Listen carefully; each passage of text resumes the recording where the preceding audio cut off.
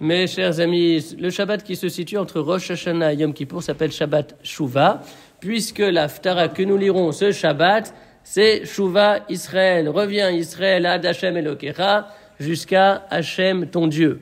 J'aimerais dire un mot sur le deuxième verset où il est dit Keru immachem devarim, prenez avec vous des propos, prenez avec vous des paroles, veshuvu el Hashem et revenez à Hashem.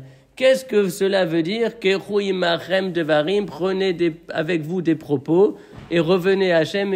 Et de quel propos s'agit-il? Le verset, a priori, il ne dit rien, il parle simplement de devarim. Alors, le Sfat Emet nous explique la chose suivante.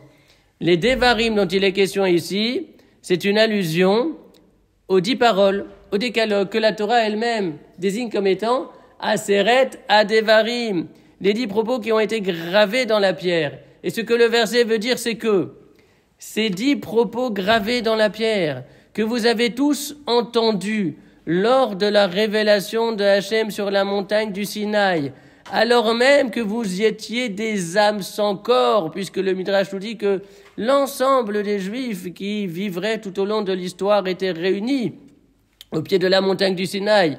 Il y avait ceux qui étaient contemporains de l'événement et ensuite tous ceux qui vivraient plus tard, mais dont les âmes existaient déjà et étaient présentes au mont Sinaï. Eh bien, tout le peuple a entendu ces paroles. Et ces paroles-là sont inscrites au plus profond de vous, comme peut-être dans les tréfonds de l'inconscient collectif. Simplement, c'est la matière, le monde dans lequel on vit, les fautes qui recouvrent la lumière de ces 10 paroles. Alors le Sfat Emet explique Keru imachem devarim, cela signifie prenez les paroles qui sont avec vous, ces paroles qui ne vous ont jamais quitté, qui vous accompagnent de manière permanente, même si c'est de façon discrète, mais précisément il faut les prendre et les faire ressurgir. Expression de l'intériorité de chacun, expression dans le sens de extériorisation. Et donc, le chidouche du Sfat Emet est de comprendre notre verset Keru imachem devarim.